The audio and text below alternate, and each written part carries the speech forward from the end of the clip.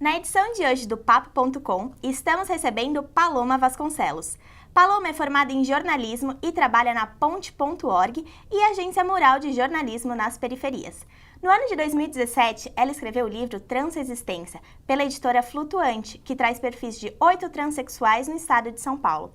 O nosso papo hoje vai ser sobre a produção e bastidores do livro e a importância dos direitos humanos na sociedade. Bom dia, Paloma. Queria primeiro agradecer o convite, de ter aceitado o nosso convite de estar aqui hoje. Muito obrigada. E para começar o nosso papo, eu queria saber como que surgiu a ideia de você escrever esse livro? Foi em 2015, mais ou menos, com o caso da Verônica Bolina, que foi a Ponte Jornalismo que deu. Quando eu vi que a Verônica foi espancada dentro da penitenciária masculina, eu vi que eu precisava focar em pessoas trans.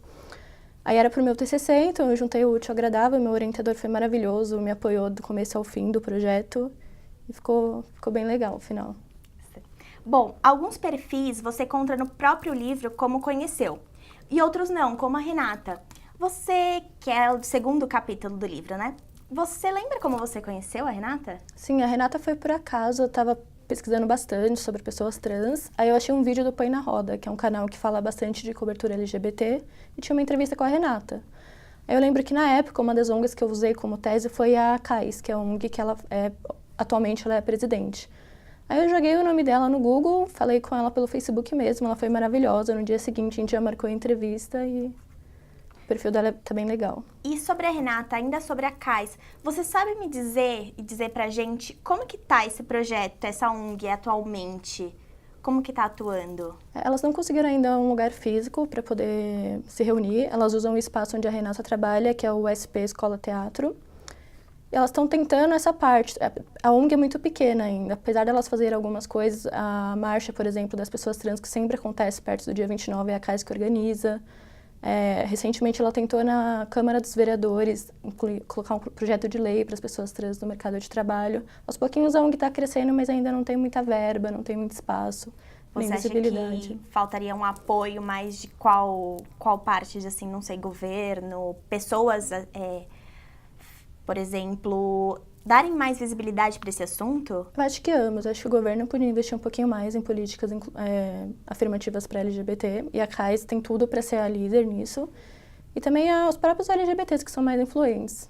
Entendi. Dá mais esse espaço. E assim, você teve que lidar diretamente com as fontes, com esse assunto tão delicado, né? Você foi direto de pegar da fonte mesmo. E como é que foi você ter contato com eles e falar abertamente isso?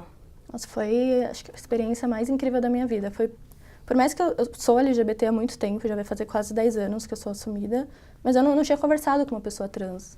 Tem aquela coisa, você ajuda às vezes as que estão em situação de rua, mas eu nunca tinha parado para conversar com uma. E a primeira que eu entrevistei foi a Samantha, que é o penúltimo capítulo.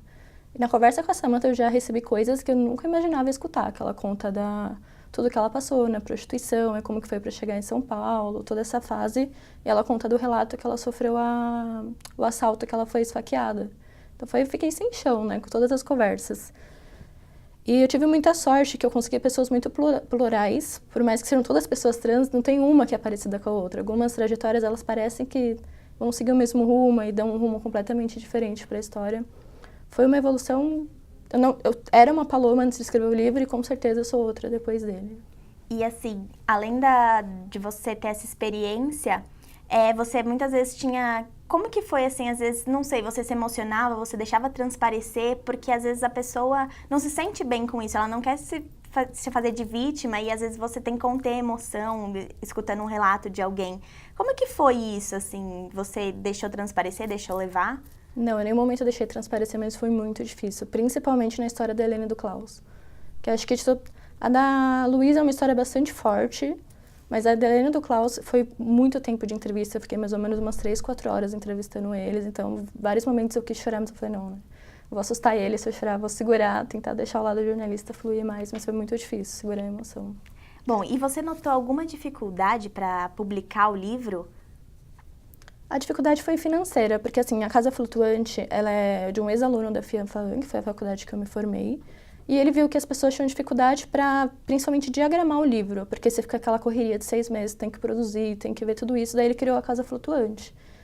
E só que aí é questão de grana, né? Como foi independente, foi bem difícil conseguir a grana, porque na época eu tinha largado o meu estágio para focar 100% no TCC, porque eu fiquei pensando, se eu vou falar de pessoas trans que é 10% que conseguiu entrar no mercado de trabalho, eu não posso usar a hora vaga dela. Então, o horário que ela tinha vaga para entrevista foi a hora que eu falava com ela. Então, eu dei uma de louca mesmo, larguei o estágio e foquei 100% no livro. E você se arrepende? Ou... Não, em nenhum momento. Com certeza, se eu tivesse estagiando, eu não ia conseguir dar tudo de mim nesse livro. Foi a melhor coisa que eu fiz, foi realmente focar.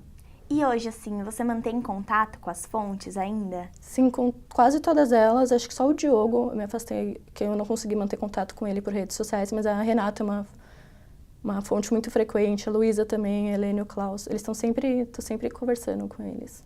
E você acha que o Brasil tem avançado nessa questão de aceitar mais os trans? É difícil responder essa pergunta, porque quando eu acho que tá rolando, não tá rolando. Mas todos eles me falam, até participei recentemente de uma roda de conversa no Centro LGBT, Laura Vermont, que fica na São Miguel Paulista. E lá eu tive que, assim, todos eles, por mais que tenha gente da periferia, não é aquela vivência que ainda tá na periferia. A maioria deles já conseguiu emprego e tal. Aí lá foi uma vivência muito diferente também, essa conversa. Elas falaram, 10 anos atrás a gente não conseguia pegar um ônibus. Agora a gente consegue, por mais que ainda tenha transfobia, elas conseguem pegar um ônibus. Então evoluiu, mas ainda está muito longe do que precisa. Bom, agora a gente vai para o rápido intervalo. Agora você já conheceu um pouco de como foi essa experiência. No próximo bloco você vai conferir mais de sua carreira e bastidores do livro Transresistência. Não perca!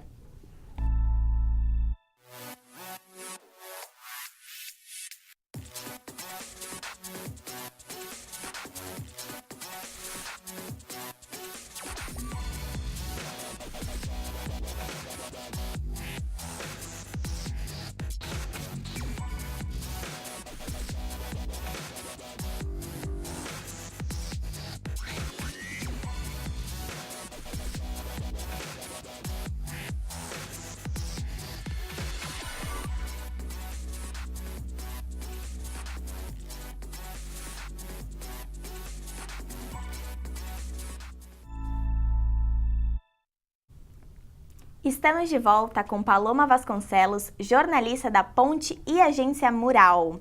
Bom, Paloma, agora que a gente já conhece um pouco do seu livro, como é que foi os bastidores, o que você teve que estudar e conhecer melhor antes de começar a escrever? Nossa, foi muito difícil achar fonte referencial, porque ao mesmo tempo que teve o livro, teve a parte do projeto referencial. Foi muito difícil, eu não achei fonte. Acabei usando Angela Davis como referência, peguei meio que uma analogia, tipo, que a Angela falava das mulheres negras na década de 80 e eu usei para falar das pessoas trans agora. Mas foi assistir muitos filmes, muitos documentários, tudo que é tipo de documentário com pessoas trans.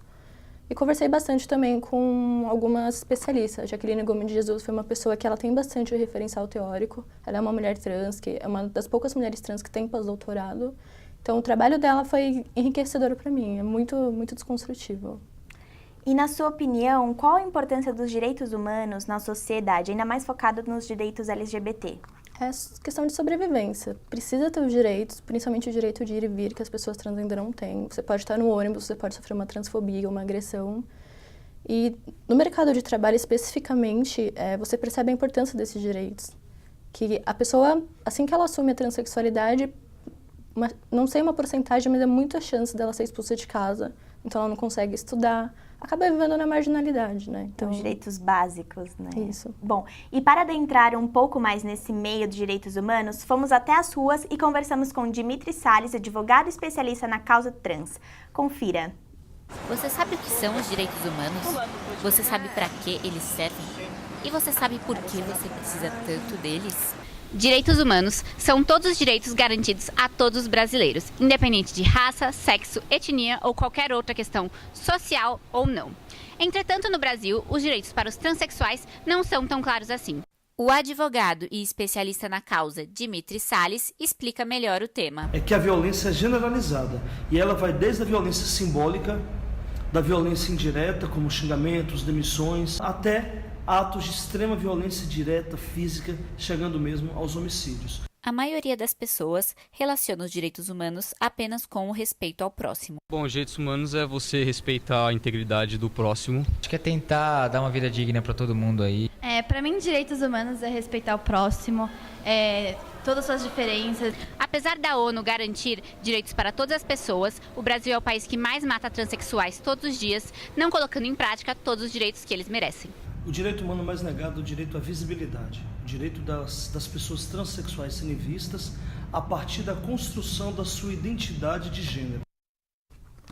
E Paloma, você acha que falta interesse das pessoas sobre a informação ou falta algo sobre questões de gênero? Você acha que falta a pessoa ir buscar ou a informação chegar até eles? Acho que as duas coisas. É muito difícil ter veículos focados em público LGBT, principalmente causa trans. A Ponte está começando a fazer isso agora que eu estou tocando esse projeto. Mas você não vê muito. As matérias que você vê são muito ruins no sentido de construir. Por exemplo, eu vi várias matérias sobre a jogadora Tiffany em que falavam o nome social dela no primeiro parte da matéria. Você não pode dar o nome social da pessoa. Você até confunde o próprio leitor e a pessoa que está interessada. Um ponto positivo da novela, por exemplo, A Força do Querer, se eu não me engano o nome, foi que mostrou isso e mostrou assim, só que eu acho que foi muito bagunçado. Mostrou que existe a transexualidade, mas o personagem é gay. Então foi meio que jogou toda a informação para uma população que não sabe. A população tem muita dificuldade de entender orientação sexual e identidade de gênero. Confundem muito. São coisas assim, parecidas porque são causa LGBT, mas são muito diferenciais. Então acho que tem que ter um pouco mais de visibilidade sobre esse assunto. E você acha que isso causa mais preconceito no meio? Sim, causa preconceito e dúvida mesmo, né? A pessoa acaba sendo ignorante sem saber porque ela não tem esse conhecimento para ela. E que portas esse projeto abriu para você?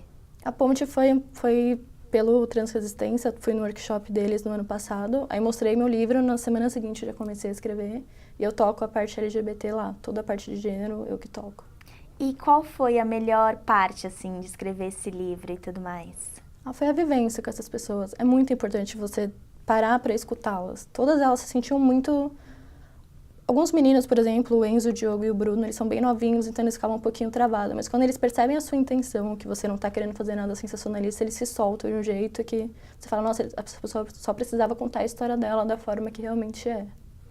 E você planeja escrever outro livro ou algum material complementar? Sim, eu queria um novo Transresistência com mais perfis, porque depois que eu lancei esse livro eu consegui muito mais fundos, então tem muito mais histórias legais para contar. E eu pretendo começar o mestrado no ano que vem e vou seguir a linha de gênero, sem dúvida. Bom, e qual que é a sua relação com o assunto hoje? Acho que é total, né? Mas você pode contar mais um pouquinho mais, por exemplo, do seu dia a dia na Ponte? Como que você está fazendo para administrar essa parte? As pessoas até brincam que eu sou uma pessoa viciada em pessoas trans, porque eu vivo isso praticamente das 24 horas do meu dia. E lá é legal que eu estou tendo um espaço bem legal de construir mesmo isso, porque a Ponte sempre deu matérias muito boas sobre pessoas trans, o caso da Verônica Bolina, por exemplo, mas os meninos até brincam, não eram homens cis que estavam fazendo sobre isso. E por mais que eu seja uma pessoa cis, eu tenho a vivência LGBT, então tenho uma sensibilidade um pouco maior. Então a gente está tentando exatamente fazer isso. Criar um canal que possa falar sobre isso para as pessoas entenderem da forma correta, digamos.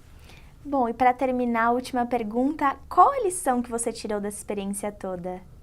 Como é importante a gente se preocupar com o outro. O próprio movimento LGBT, eu acho que ele é muito falho. A gente se preocupa com a nossa vivência e esquece a última letra, que é a mais marginalizada, a que mais morre. No ano passado mais uma vez, o Brasil foi o país que mais matou pessoas trans. Número assustador, 181 pessoas mortas. Então a gente tem que realmente se preocupar com essa população e dar espaço para elas estarem na TV, interpretarem, por exemplo, tem muitas pessoas trans que são atrizes, mas até hoje a gente vê pessoas cis interpretando. Recentemente no Oscar a gente teve a primeira pessoa trans que ganhou o Oscar interpretando uma pessoa trans, o filme Uma Mulher Fantástica, que foi uma pessoa trans interpretando uma pessoa trans. É muito revolucionário. A gente tem que dar espaço para elas estarem no mercado de trabalho, estarem nas ruas, na universidade, em todo canto. Obrigada, Paloma. Bom, esse foi o Papo.com de hoje. Paloma, muito obrigada por ter vindo e por essa entrevista maravilhosa. Se vocês quiserem conhecer um pouco mais sobre suas obras e matérias, acessem o ponte.org e o portal da Agência Mural. Semana que vem nós voltamos com outro grande entrevistado. Obrigado e até a próxima.